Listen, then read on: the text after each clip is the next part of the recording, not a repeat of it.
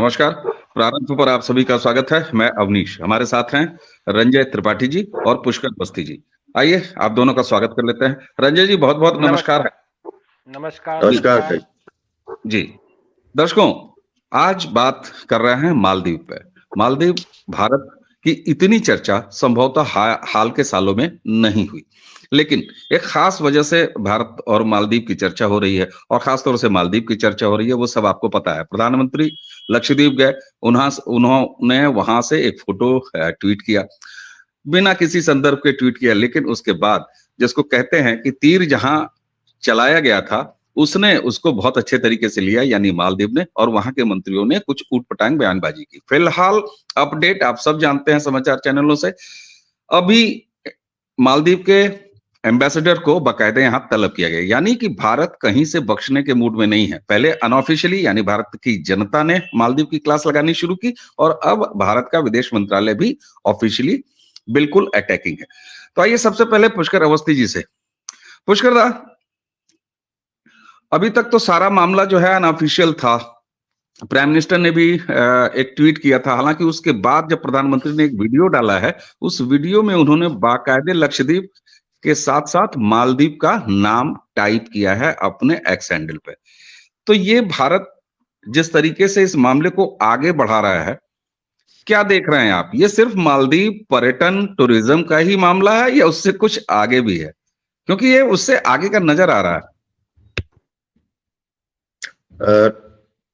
अवनीश, बिल्कुल सही कह रहे हैं आप कि ये मामला केवल टूरिज्म का और उसका नहीं है।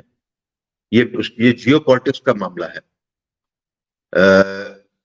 हाल के वर्षों में बिना एक डिप्लोमेसी की एक अलग पहचान जो है भारत ने बनाई है, जिसमें प्रधानमंत्री नरेंद्र मोदी जी प्रतीकों के द्वारा अपनी बात कहते हैं, बिना किसी यदि कोई एग्रेसिव बात भी करनी होती है तो वहां पे स्टैंड उनका जो है बड़ा ही स्टेटमेंट्स लाइक और बड़ा ही जो है कहना चाहिए कि अनकंसर्न तटस्थ होते हुए जो है आक्रामक दिखते हैं। मालदीव भारत की जियोपॉलिटिक स्ट्रेटजी में बड़ा महत्वपूर्ण था, है और रहे। यदि मालदीव से हमारे संबंध जो है हमेशा ये अच्छे रहे, यहाँ तक कि मालदीव की सुरक्षा का भी जो है भारतीय की जो सुरक्षा नीति होती है उसे मालदीव को जो है इम्पोर्टेंट उन्होंने एक जगह दी हुई है। और 1988 में जैसे सर्वदिति है, सबको मुझे याद भी होगा कि 1988 में जब तख्ता पलटने की कोशिश की गई थी तमिल मर्सिडीज द्वारा, तो उसको जो है असफल करने में जो है भारतीय नौसेना या भारतीय सेना का जो है बड़ा योगदान रहा। तो उसके बाद से स्थिति ऐसी चलती रही, क्योंकि बहुत कम उस जमाने में 88 में शायद 3-3.25 लाख की पॉपुलेशन थी मालदीव की, अब शायद 5 लाख की। तो इतनी कम जनसंख्या का इतना छोटा सा देश, लेकिन क्योंकि वो हिंद महासागर की ऐसी जगह पे है जो कि ट्रेड रूट का मेन आपका रेड सी, अरेबियन सी और हिंद महासागर और भारत, इसके बीच जो ट्रेड रूट है उसका महत्वपूर्ण अंग है। चीन ने जो है इसके अंदर बीच में काफी अच्छा इनरोड कर लिया था, और ये जो है यूपीए की जब गवर्नमेंट थी उस पीरियड में, क्योंकि जो है यूपीए गवर्नमेंट की विदेश नीति या सुरक्षा नीति में मालदीव नहीं था, और साथ में सोचा उनका विजन भी नहीं था। और तीसरी बात यह थी कि उस वक्त की तत्कालीन यूपीए गवर्नमेंट, जिसमें विशेषतः उसका जो मुख्य दल कांग्रेस, वो जो है चीन के प्रभाव में था, चीन के हितों की रक्षा जब भारत में कर रहा था, तो निश्चित रूप से मालदीव में यदि चीन जो है अपने पैर पसार रहा था तो उन्होंने इसमें ध्यान नहीं दिया। इस बात की जो सरकार आई है मोहम्मद मुर्जू की, वो जो है एंटी इंडिया फ्लैंक पे ही आई। इंडिया आउट करके जो है नारे ही नहीं रखते थे, बकायदा उनका जो चुनावी रैली में जो उनके कार्यकर्ता थे वो वही टी शर्ट, स्वयं मोहम्मद मुर्जू जो है वो वही टी शर्ट पहन के जो है उन्होंने कैंपेनिंग की थी और चीन के बेस में भारत के प्रभाव को मिनिमाइज करते हुए मालदीव से जो भी थोड़ी बहुत जो भारत ने क्रेडिट लाइन $50 मिलियन की दे रखी थी फॉर डिफेंस पर्पज ऑफ उनका जो ये है आपका कोस्ट गार्ड, उसके मेंटेनेंस के और डेवलप करने की, तो वहां से हटाना जो है जरूरी था, क्योंकि जो 1914 के बाद से ही जो है बड़ा ही एग्रेसिवली भारत मालदीव में जो है अपने प्रभाव को कर रहा था। ऐसे वक्त में कि ओपनली एंटी इंडियन कोई भी मालदीव में आ जाता है, और ऐसे समय पे जब जो है हालात विश्व के विशेषतः मिडिल ईस्ट में इस कदर खराब हो रहे हो, जहां पर कि आपका एक मिस कैलकुलेशन जो है आपके जो है पूरे आर्थिक तंत्र को एक ब्रेक लगा सकता है, या ब्रेक नहीं लगा सकता, जो कॉस्टनेस जो है कॉस्ट बढ़ा सकता है। तो ऐसी अवस्था में भारत को मालदीव में जवाब देना था, क्योंकि जिस तरीके से वो चीन जा रहे थे, और मोहम्मद मुबूजू ने तो अपना शपथ लेने से पहले ही जो उन्होंने भारत से जो है कि अपनी सेना हटाने की बात की कि वो अपना आप हटा लिए, जबकि बड़ा ही अजीब सी बात है कि जो तथाकथित सेना कही जाती है वो सेना है भी नहीं। उसमें 2 जहाज है, हेलीकॉप्टर है, और टोटल 77 पर्सनल्स हैं, बेसिकली जो बेसिकली ट्रेनर्स। तो इसलिए में जो है ये इंडिया को ना सिर्फ मालदीव में अपना ये बताना था कि ये हमारे प्रभाव क्षेत्र में है, साथ में चीन को भी बताना था कि यदि चीन जो है भारत के इन्फ्लुएंस वाले इलाके में यदि चीन करेगा, तो उसके परिणाम जो है वैसे नहीं आएंगे जैसे चीन सोच रहा था, या जिस तरीके से चीन के पिछले 10 सालों में होता रहा है। एक चीज ध्यान रखिएगा, मालदीव भले 5 लाख की जनता, उसकी जो लोग कहते हैं 97% 100% सुन्नी मुस्लिम राष्ट्र है, मैं और कट्टर भी है। दूसरी बात ये कि अब जो डेटा निकले हैं ISI IS में सबसे ज्यादा रिक्रूटर जो है वो मालदीव से। मैं तो मैं जहां इस पे एंगल पे मैं इस एंगल पे आपके पास निश्चित आऊंगा, इसलिए कि जो मंत्री जिसने सबसे पहले वहां से जहर बोना शुरू किया, मरियम शिवना, जो कि अब सस्पेंडेड है। तो वहां से एक ये सवाल लोगों के मन में बहुत है कि बार बार मालदीव और चीन, मालदीव मालदीव और चीन का प्रभाव, लेकिन उसके बीच में ये मजहब कहाँ है, ये सवाल लेके मैं आपके पास आऊंगा। और मैं जानबूझ के अभी आपको रोक रहा हूं, क्योंकि ये सवाल का दूसरा पार्ट है जो अभी तक लोगों ने बहुत कम एड्रेस किया है। इसको हम आपके जरिए एड्रेस करने का प्रयास करेंगे। अच्छा, रंजय जी, आप कारोबारी हैं। आप कारोबार के सिलसिले में चीन के साथ भी आपका कारोबार पहले होता रहा है, और तमाम जगहों से आपके इस तरह के व्यवसायिक रिलेशन है। आपने एक बात कही थी, और दर्शकों मैं आपको भी बताऊं, रंजय त्रिपाठी जी ने ये कहा था कि एक अलग एंगल इनके पास है, जो कि मालदीव और भारत के हालिया जो मामले चल रहे हैं, उसमें अभी तक कहीं अनएड्रेस्ड है, कहीं भी उसको एड्रेस नहीं किया गया है। क्या है वो नया मामला, रंजय भाई जरा सब दर्शकों को शुरुआत में बताएं, फिर उसकी डिटेल करते हैं जी। जी, पहली बात तो मैंने चीन के साथ में आज तक कोई व्यवसाय नहीं किया है। चीन गया हूँ और चीन की कई कंपनीज विजिट की हैं, जस्ट मेरी नॉलेज के लिए कि ये लोग कर क्या रहे हैं। मैंने चीन के साथ कोई बिजनेस नहीं किया है। चलिए छोड़ते हैं। जो सारा मामला है, अगर अगर दर्शकों को मालूम हो, जैसे हम लोग जब फेसबुक पे बहुत एक्टिव थे तो मैंने एक आर्टिकल लिखा था स्ट्रिंग ऑफ पर्ल्स, जिसमें चीन जो है फिजी से लेकर के मलक्का स्टेट होते हुए और जो सुआरेस कैनाल है उसके बीच में एक ऐसा रास्ता तैयार करके टापू टापू टापू पे एक इंडिया को घेरने का एक बहुत पुराना उसका प्लान रहा है। इस बीच में क्या हुआ है, उसने एक बहुत महत्वपूर्ण, बहुत इंपॉर्टेंट जगह जो है वो भारत के नाक के नीचे से जो है वो उसने ले लिया, और उसके जासूसी जहाज वहां पे तैनात भी हो चुके थे। वो जगह था हम्बन टोटा, वो श्रीलंका में जो हिम्बन टोटा का जो एक बंदरगाह जो बनाया चीन ने, जिसके कर्ज के नीचे बड़ी बुरी तरह से श्रीलंका दबा, वो एक भारत के लिए एक बहुत बड़ा चैलेंजिंग पॉइंट है। उसी हम्बनटोटा बंदरगाह के लगभग 18 से 20 किलोमीटर दूरी पे चीन ने एक बनाया है, जिसको बोलते हैं, जगह का नाम है मटाला, और मटाला राजपक्षे एयरपोर्ट।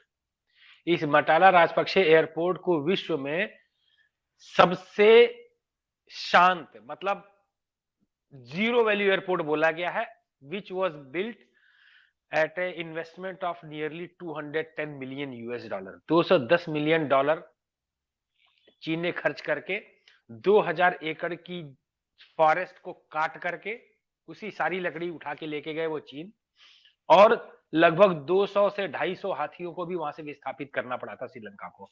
मतलब उन्होंने नेचुरल जो रिसोर्सेज है वो भी खराब किए, और एक एयरपोर्ट बनाया जो कि घोस्ट एयरपोर्ट है। उस घोस्ट एयरपोर्ट पे बड़ी इंटरेस्टिंग चीज है, हर साल में 5 फ्लाइट उतरती है खाली, पूरे सॉरी महीने में 5 फ्लाइट उतरती है। वो पांचों फ्लाइट कौन सी उतरती हैं? यूक्रेन की रिफ्यूलिंग एयरलाइंस की, ओनली यूक्रेन की 5 फ्लाइट हर महीने में उतरती है रिफ्यूलिंग के लिए।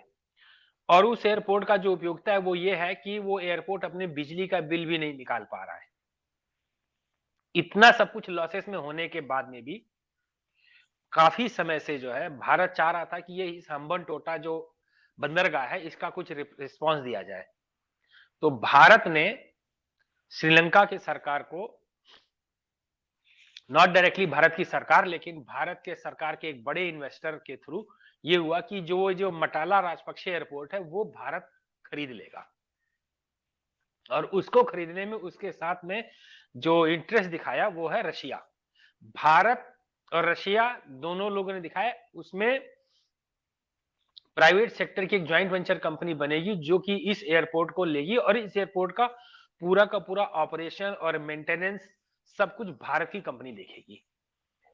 वहां पे बहुत सारे जो रशिया के जो टूरिस्ट आते हैं वो सबसे ज्यादा इस पूरे एशिया में सबसे ज्यादा श्रीलंका जाते हैं, तो रशियन टूरिस्ट के लिए एक डायरेक्ट एयरपोर्ट मिलेगा। और भारत का इंटरेस्ट ये है कि हम्बनटोटा बंदरगाह से मात्र 18 किलोमीटर दूरी पे हमारा अपना एयरबेस रहेगा। उस स्ट्रिंग ऑफ पर्ल्स में एक जो चीन ने बनाया उसको एक तोड़ने का एक मतलब उसमें घुस करके उसको मॉनिटर करने का भारत का एक ये एक एक एक प्रयास है। मालदीव्स की जो बात कर रहे हैं हम लोग आते हैं, मालदीव्स में चीन हमेशा से सदा से चाहता रहा है कि मालदीव्स में एक वो अपने स्ट्रिंग ऑफ पर्ल्स का जो एक बेस वहां पे बनाए, क्योंकि वहां भारत बड़े लंबे समय से उपलब्ध था, मौजूद था, वहां पे उसके एयरबेस था, वहां पे उसके कुछ प्लेन थे। इवन जो वहां पे रहेंगे तो वहां पे जो एक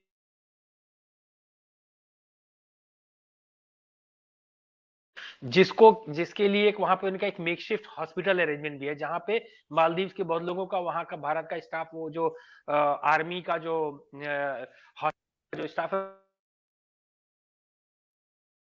चीजें ये वहां पे होती हैं काम। तो चीन जो है बड़े दिनों से इस पूरे एयर बेस को लेकर के अपना एक वहां पे, जिसे हम्बनटोटा बनाया वैसे ही कोई न कोई एक जगह बना करके वहां पे एक बेस बनाने की कोशिश कर रहा था।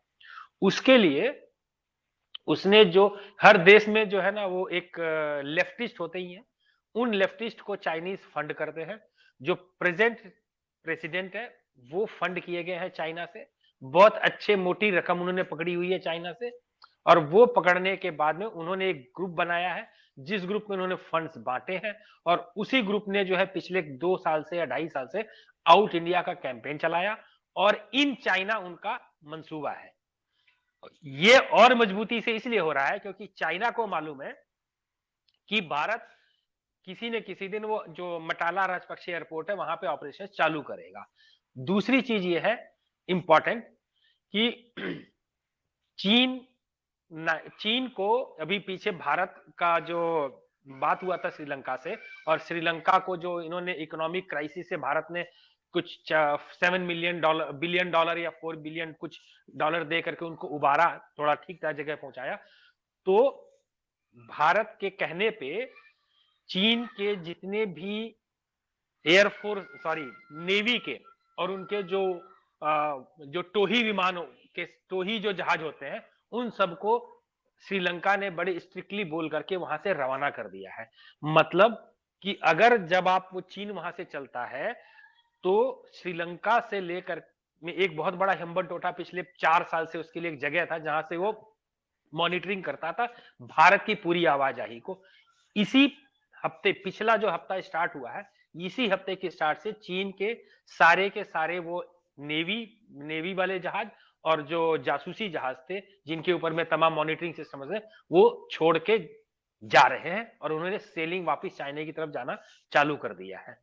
तो अब जो भारत का जो ये है, जो ये जवाब है, जो अभी प्रधानमंत्री जी जो लक्षद्वीप पे गए हैं, वो एक्चुअली हमारे लिए मालदीव्स कुछ मायने नहीं रखता। इनफैक्ट अगर मैं बताऊं इकोनॉमिकली या इसके लिए, लेकिन ये टोटल काउंटर है चाइना को, क्योंकि अब हम अगर लक्षद्वीप डेवलप करते हैं तो जो लक्षद्वीप में जो टूरिस्ट आते हैं देश विदेश से, भारत का तो लगभग बहुत बड़ा जंक मालदीव ही जाता है।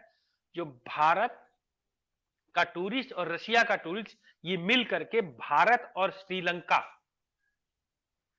लक्षद्वीप श्रीलंका, जो चीज कमी, मान लीजिए लक्षद्वीप में कोई कमी अगर दाएं बाएं लेफ्ट राइट रह जाती है तो लक्षद्वीप और लक्षद्वीप से सीधा मटाला राजपक्षे एयरपोर्ट और श्रीलंका के जो नेचुरल जो जंगल हैं, जो वहां पे एलिफेंट सफारी है, जो वहां पे दुनिया भर के जो जानवरों की सफारी है, सो अब ये जो दोनों मिला करके जो आपका टूरिज्म डेवलप होता है वो अकेले उसको आपका जो मालदीव्स है वो कहीं भी नहीं ठहरता उसके आगे।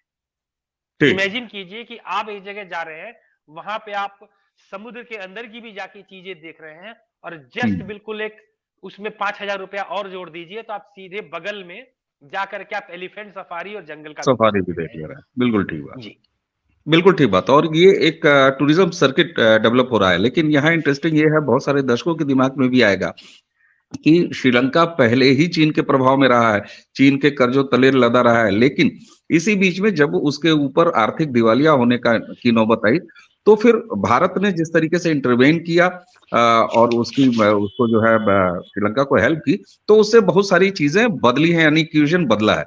और यहाँ पर रंजय भाई, एस जयशंकर जी की अभी 6 दिनों की रशिया यात्रा है ना, उसका भी कुछ प्रभाव, आपने जो रशियन एंगल दिया है इसमें, तो वो भी साफ साफ दिखाई दे रहा है। और भारत जिस तरीके से इस बार कड़ा स्टैंड, जनरली अपने छोटे पड़ोसियों के साथ भारत का ऐसा बर्ताव कभी रहा नहीं है, चाहे वो नेपाल हो, श्रीलंका हो। नेपाल में भी आप देख रहे हैं चीन का प्रभुत्व, जिस तरीके से उनकी बदमाशी बढ़ती जा रही है। नेपाल भी कई बार जो है आए बाएं बयान दे देता है। अच्छा पुष्कर दा, मैं आपके पास लौटूंगा और मैं वही जो बात आप बता रहे थे और मैंने आपको रोका कि मरियम शिवना बड़ी यंग सी हैं, बाकायदे हिजाब में रहती हैं। अभी रंजय भाई ने भी बताया कि वहां के कामरेडों को कुछ फंडिंग देते हैं, तो कामरेडों का तो लाल सलाम वाला मामला जो है लाल सलाम ही रहता है, उनको मजहब अफीम नहीं लगती। तो ये एक क्वेश्चन जो वहां पर मजहब का एक क्वेश्चन है, जिसके वजह से एक जो हेट दिखाई देने को मिली, जो मंत्रियों के वहां पर जो भी बयान या ट्वीट आए उसमें आप देखें ना, काउ डंक और दिस और दैट, ये सीधे अटैक कहीं और था, मजहब का, सनातन धर्म पर अटैक था। तो उस एंगल को थोड़ा सा और विस्तार दीजिए जी। देखिए ऐसा है कि मालदीव में जो हो रहा है ये वैसे ही हो रहा है जैसे कि लेफ्ट और इस रेडिकल इस्लाम का जो विश्व का गठजोड़ है उसका एक चैप्टर जो है मालदीव में भी। मालदीव में बहुत दो पोजीशन है क्लियर कट। एक तो जो है जो मोहम्मद मुर्सी वाली पार्टी का है, एक जो पूर्व में है राष्ट्रपति, उनका शायद नाम था नाम था इब्राहिम मोहम्मद। हाँ, इब्राहिम एक्स प्रेसिडेंट थे जो कि प्रो इंडिया है भी, मतलब। तो वहां पर ये इतना क्लियर डिमार्केशन है जो कि पहले ये चीज हमको प्रभाव नहीं करती थी क्योंकि वो मालदीव हमारे रडार में ही नहीं था। लेकिन हकीकत ये है कि मालदीव एक कई द्वीपों में बटा हुआ है, कई द्वीप है, उसको बेसिकली जो है एक बड़ा रिक्रूटिंग सेंटर ऐसे रहा है। और जितने आपके जो मिडिल ईस्ट में जो आपके जो जितने भी आतंकवादी संगठन हैं, उनके जब लोग घायल होते हैं या उनको ऑफ द फील्ड करना होता है, तो ये ढकी छुपी बात नहीं रह गई कि मालदीव एक उनका एक जो है हिडन प्रश्रय स्थल भी था। तो ऐसी स्थिति में वहां पर एंटी इंडिया के उतना महत्वपूर्ण है जितना एंटी हिंदू वाला मैटर यहाँ पे है। ये क्योंकि उनका देखिए, हर हर नया मुल्ला ज्यादा प्याज खाता है। जितने कन्वर्टेड है मालदीव में जो है कोई अरब के लोग नहीं है। मालदीव में जो भी थे यहीं से के थे, जो 2000 साल पहले जो गुजराती और यहाँ के राजस्थानी और महाराष्ट्र जो ट्रेड कम्युनिटी थी, उनके लिए मालदीव एक आउटपोस्ट था। फिर वहीं पे लोग जो है बस गए, फिर वहीं राजा हो गए। पहले हिंदू राज्य था, उसके बाद जो है कालांतर में बौद्ध आ गया, बौद्ध राजा। और फिर जब उसी बौद्ध राजा ने जब एक बार इस्लाम कबूल कर लिया, तो उनकी पूरी जनता ने इस्लाम हो गई। तो वो तब तक जो है वहां पे मंदिर थे। आज की तारीख में एक मंदिर नहीं है वहां पे, सब मस्जिद है। तो ये मुख्यतः जैसे जैसे भारत का उदय, भारत का क्या, भारत का जब उदय बात करता हूं तो भारत का सनातन इंटरनेट होता है। ये 2014 से पहले का भारत नहीं, जहां पर जो है इसका मतलब नहीं था। आज का जो जब भारत का उदय है, सनातन का उदय है, उससे जो जो यहाँ से पलटी मार के गए उनकी हेट्रेड बढ़ती है। क्योंकि मालदीव ये भी देख रहा है, वहां का जो रेडिकल ग्रुप है, कि जो इनके पिताजी हैं, बाप हैं, जिनको मानते हैं अरब वर्ल्ड में जहां पे जितना भारत सशक्त हो गया है संबंधों को लेके, या वही अरब देश विशेषतः यूएई और आपका सऊदी अरब, वहां पे सनातन के प्रति सद्भाव, सामंजस्य, वर्किंग रिलेशनशिप दिख रहा है। उससे जो है इस तरीके की जो इकोनॉमी है या इस तरीके जो राष्ट्र होते हैं उनको दिक्कत होती है। Maldives is on time bomb. मुश्किल से 3 मीटर जो है, कई कई जगह तो 1 मीटर, 90% उनकी तो भूमि ऐसी है जो समुद्र तल से 1 मीटर ऊंची। तो वो मालदीव एक राष्ट्र के रूप में कब तक रहेगा, ये उनके लोगों को भी नहीं पता है। और एक चीज और बता दूं कि अभी जो है कुछ साल पहले मालदीव से डेलीगेशन आया, ये इस पे काम चल रहा था कि यदि जो है ग्लोबल वार्मिंग हुई और 1 मीटर यदि समुद्र का तल बढ़ा, तो वो जो भारत का वेस्टर्न इलाका है, कोस्टल एरिया, वहां पर ये डील कर रही थी भारत सरकार के साथ कि हमारी जनता जो है वहां से जो डूबेंगे हमारे द्वीप, तो जहां जो जो द्वीप डूबेंगे तो वो उनको विस्थापित करके भारत के वेस्टर्न कोस्ट में नीचे वहां पर जो है उनको जो है जमीन दी जाएगी और वो वहां पर रहेंगे। ये इसमें बकायदा अभी फाइनल नहीं हुआ, लेकिन ये हुआ है, इस पर बकायदा बैठकें हुई। तो ऐसी स्थिति में जो अब मुझे समझ में आ रहा है कि ये जो है किस तरीके से रिएक्शन भारत का बाद में आया, मैं इस पे आ रहा हूँ कि जैसे शुरू में तो फोटो आई, जनता ने इस पे किया, वहां से जब काउंटर हुआ, उसके बाद मूजू ने जो है हाथ जोड़ के जो है विथहोल्डिंग है करके जो उसने एक ट्वीट किया, अपने मंत्रियों की तरफ से क्षमा हुआ मांगा, लेकिन सुनते उसने वो ट्वीट हटा दिया क्योंकि वो चाइना निकल गया है, वो ट्वीट डिलीट हो गया। तो इसके मतलब यह है कि कहानी इसके बियॉन्ड है। इसके मतलब भारत ने जो ब्रेक लगा, जो गियर, 5th गियर लगाया है, वो मुझे लगता है, बड़ी बात तो नहीं कह रहा हूं, कि अगले 5-6 महीने में यदि वहां पर सत्ता पलट जाए तो कोई बड़ी बात। ये स्थिति जो है जिस तरीके से है, क्योंकि स्टेक इतना ही हाई है, और रियल पॉलिटिक्स में यदि आप अपने आप को पावरफुल या सुपर पावर की राह में या अपने इलाके का ही आप हिंद महासागर में प्रभावशाली प्रभुत्व वाला राष्ट्र दिखाना चाहते हैं, तो आपको वैसे ही काम करना पड़ता है जिस तरीके से भारत ने सोमालिया पे अपने डिस्ट्रॉयर को भेज के जो है सोमालिया पर पायरेट से अपने को छुड़वा लिया लोगों को, और पहले धमकी छुड़वा ली। उसी तरह में भारत एग्रेसिव मोड में जाए। तो इसके बिल्कुल अभी ये मोहम्मद मुइज़ू अभी चाइना गया है। अब ये देखना है चाइना से लौटने के बाद क्या क्लास लगती है, किस तरह करता है, क्योंकि चाइना हमसे डबल गेम खेलता है। एक तरफ ग्लोबल टाइम्स में ये दिखवाएगा कि Modi India is doing great और मोदी जी की बहुत बढ़िया डिप्लोमेसी है, लेकिन दूसरी तरफ जो है वो जो हंसुआ लेके काटने के लिए बैठा रहता है, ठीक बात, सामने नहीं करेगा वो।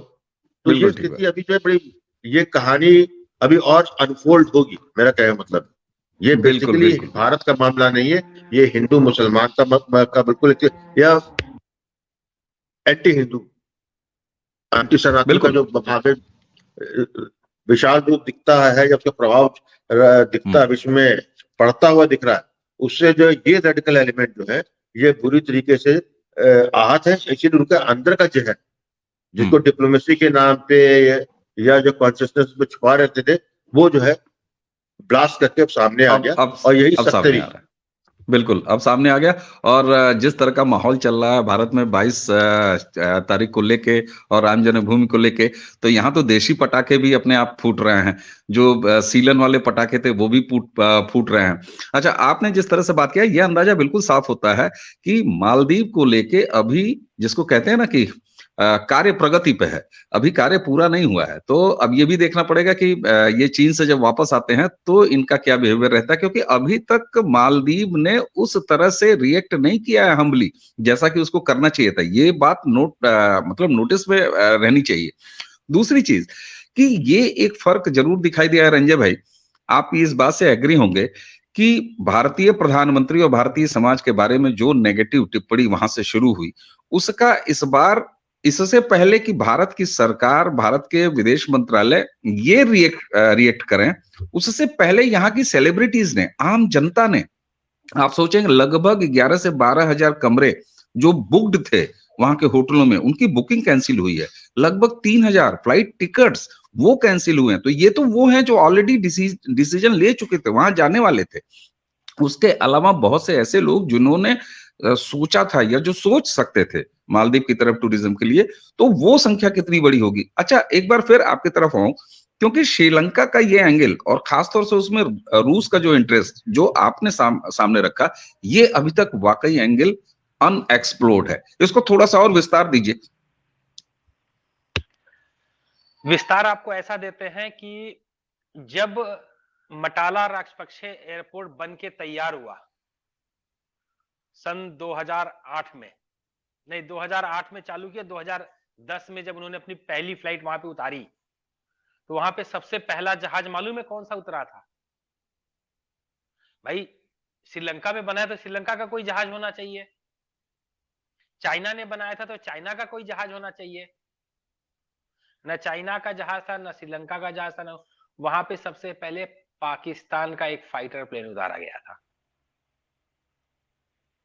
पाकिस्तान का जहाज उतरा था। उससे लेके अभी तक बहुत पेट्रोल बह चुका है। पाकिस्तान के पास तो इतनी दुन्नी भी नहीं है कि अपने जहाज में तेल डाल करके कराची से लाहौर उड़ा ले। तो हम्बन टोटा और मटाला और माले तो छोड़ दीजिए। So China need someone very desperately जो इंडिया को परेशान करे। पाकिस्तान के बस की रही नहीं परेशान करना, किसी भी हालत में बस की नहीं है, वो कुछ नहीं कर सकता है। उसके भाड़े के पाले हुए टट्टुओं को पैसे भी देने के लिए उसके पास पैसे नहीं है, चीज नहीं है। पाकिस्तान तो खुद इस वक्त डरा हुआ है कि पाकिस्तान लिटरली नोज, आर्मी मतलब जो है वो जान रही है कि किस समय पीओ के हाथ से निकल जाएगा। They are afraid of that. तो वो तो अपने मैटर में उलझे हुए हैं, उधर से वो है। अब हम इसी पे वापस आते हैं, तो इस मालदीव्स को जो है पका रहा था चाइना 2.5-3 साल से या 4 साल से, मैं कहूंगा पका रहा था कि ये पके और मुझे यहाँ पे कहीं ना कहीं जगह मिले। सर पे नहीं मिला तो चरण में तो कहीं पे जगह मिले जहां से हम कुछ देख सकें। और श्रीलंका का जब क्राइसिस आया और श्रीलंका को जब ये चाइना बीच में छोड़ के भाग गया, जब उसको उसके यहाँ पे भी खाने को प्रॉब्लम हुई, तो उस समय हेल्प इंडिया ने किया। चाइना तो भाग गया था। अपने कर्जे वसूली अभी भी वो कर रहा है श्रीलंका से, उसने अपने कर्जे वसूली में कोई कोताही नहीं बरती, ढिलाई नहीं बरती है। तो श्रीलंका इज नाउ अंडरस्टैंडिंग कि मामला क्या है चाइना के साथ में। अभी अगला नंबर लगने वाला है म्यांमार का, क्योंकि म्यांमार का भी वो एयरपोर्ट चाइना का तैयार होने वाला है। तो म्यांमार को कितना वो बेच लेता है चाइना, वो भी देखने वाला है। तो कुल मिलाकर के ये है कि रशिया इज इंटरेस्टेड, क्योंकि रशिया जो है कि बहुत सारे टूरिस्ट आते हैं श्रीलंका में, जो अगर हम अब ये थाईलैंड और ये इंडोनेशिया, मलेशिया ये वो सब मिला लिया जाए, तो सबसे ज्यादा टूरिस्ट रशिया के श्रीलंका और इंडिया आते हैं, इनसे ज्यादा दे लाइक। तो एक उनके लिए है, दूसरा, और वो भी गवर्नमेंट नहीं कर रही है, उनकी एक कोई प्राइवेट कंपनी है और भारत की एक प्राइवेट कंपनी है, सरकार का इससे कुछ लेना देना नहीं, ये प्राइवेट कंपनी जो इंफ्रास्ट्रक्चर बना करके वो एयरपोर्ट खरीद रही है और वहां पे वो ऑपरेट करेंगी और वहां पे वो सारा का सारा जो है डेवलपमेंट का काम करेंगी, जिससे कि श्रीलंका का भी टूरिज्म बढ़ेगा और लक्षद्वीप का भी टूरिज्म बढ़ेगा, भारत का भी बढ़ेगा और रशिया का तो खैर जो होना ही होगा ही।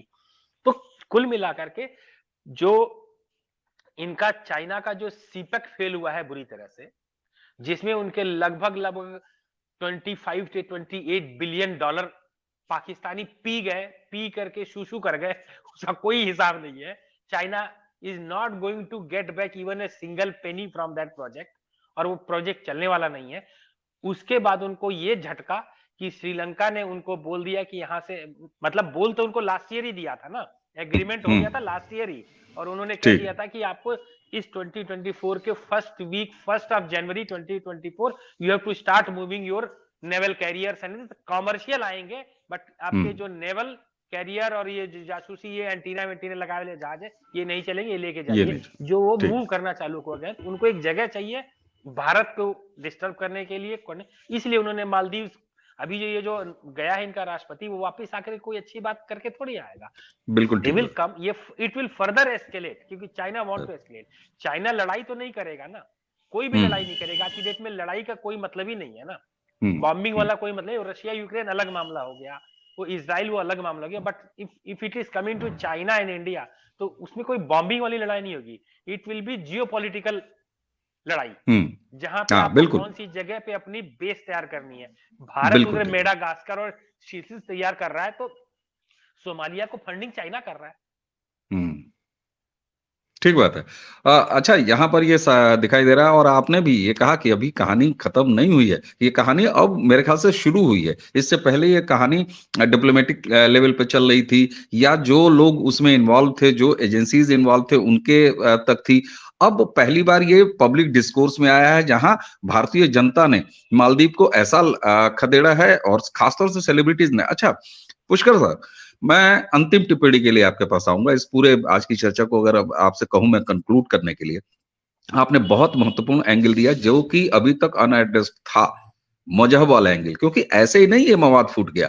इसमें भारतीय सनातन बहुसंख्यक के खिलाफ एक नफरत थी, जो नफरत आज देखिए सोशल मीडिया का दौर है, कम्युनिकेशन का दौर है, सब जगह ये पता रहता है कि कहाँ क्या चल रहा है। और यहाँ तो मुस्लिम उम्मा का मामला है, उसमें ये कहा जाता है कि नॉर्थ पोल और साउथ पोल पे खड़े हुए अगर दो मजहबी लोग हैं, तो आपस में दोनों भाई हैं, है ना। तो दोनों के हाथ इतने लंबे फैलते हैं कि दोनों गले मिलते हैं। इन सारी चीजों को, चीन को, व्यापार को, टूरिज्म को, रंजा जी ने जो रशिया और श्रीलंका वाला एंगल बताया उसको, और इसके साथ जो एक चाशनी है मजहब की, जो नफरत भरी है, भारत और मालदीव के इस पूरे मामले को भारत में किस तरीके से देख रहे हैं, और विदेश में, यानी मालदीव और भारत का ये मामला भारतीय समाज के लिए, और दूसरा विदेश नीति के लिए आगे कैसे जाएगा, क्योंकि अभी भी पन्ने बहुत सारे खुले हुए हैं, कंक्लूड आप भी नहीं कर पाएंगे जैसे कि मुझे उम्मीद है, लेकिन आगे देख क्या रहे हैं आप, किस तरफ जाने का? देखिए, ऐसा है कि मालदीव की जो राजनीतिक 65-66 में आजाद हुआ, और उनको शायद 20 साल लग गए पहले चुनाव कराने में, उनके यहाँ तख्ता पलटता रहता है। 3-4 लाख 3 लाख की पॉपुलेशन में क्या होता है आज, 5-5.5 लाख की पॉपुलेशन। मैं स्पष्ट रूप से देख रहा हूं कि मालदीव जब भी जियोपॉलिटिकल गेम होते हैं, और विशेषतः उस काल में जबकि नया वर्ल्ड ऑर्डर बन रहा हो, जिस काल में दुनिया बदल रही, जहां पर जो है जिनके पास पावर थी, और पहले सिंगल वर्ल्ड पावर थी, अब जो है मल्टीपोलर वर्ल्ड की तरफ जा रहे हैं। कौन कितनी बड़ी जो है लकीर खींच लेगा उस यात्रा में, तो मालदीव भंगा है।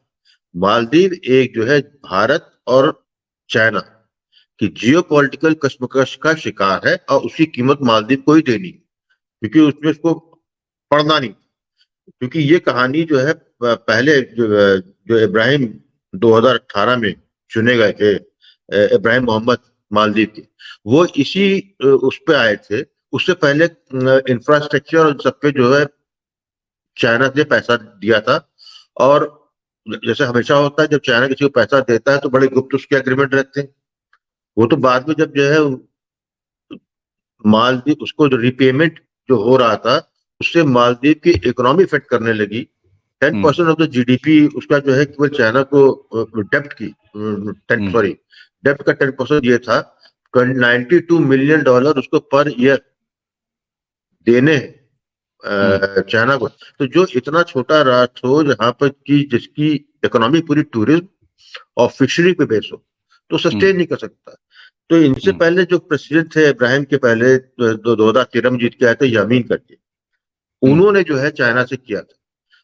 इब्राहिम जो 2018 में आए थे वो इसी प्लान पे आए थे कि जो है वो डिस्क्लोज किए जाए, चाइना से खत्म किए जाए, क्योंकि चाइना का जो कर्ज लिया गया है वो हमारे लिए अनयूजफुल है या उसकी कॉस्ट बड़ी हैवी पड़ेगी हमको। वो जीत गए थे। और उसके बाद जो है चाइना ने फिर उनकी सुप्रीम कोर्ट को मिला के, मतलब उसका 5 साल का पीरियड जो है बड़ा ही सुखद नहीं गुजरा। अल्टीमेटली वो सफल हो गए, जैसे कि एजेंडा में लोग सफल होते हैं प्रोपेगेंडा करके।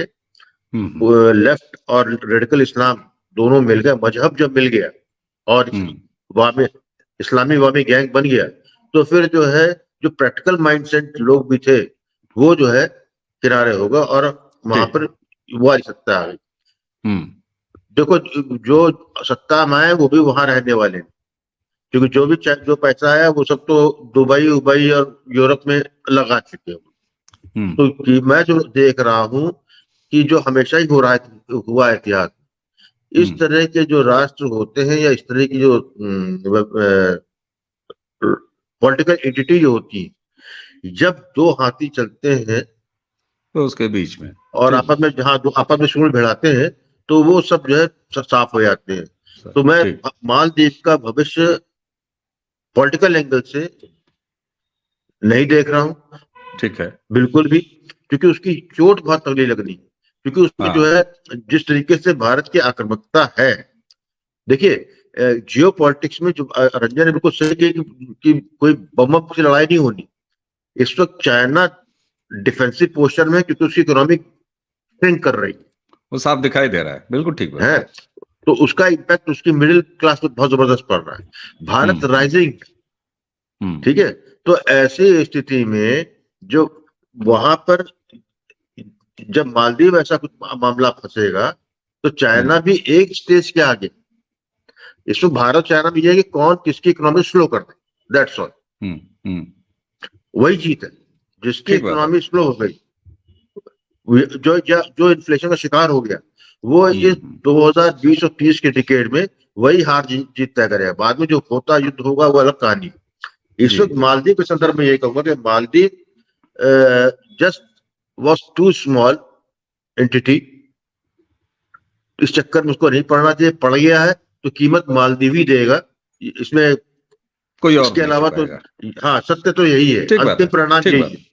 ठीक बात है, अंतिम और वो साफ दिखाई दे रहा है। और आप जिस तरीके से मालदीव के सत्ता परिवर्तन की भी बात कर रहे हैं भारत से पंगा लेने के बाद, तो हमारे दर्शकों को और आप लोगों के ध्यान में खाली ले आ दूं, मलेशिया तो ऐसा हुआ था और ऐठन शुरू हुई तो उसका परिणाम जो है वो सामने दिखाई भी दिया।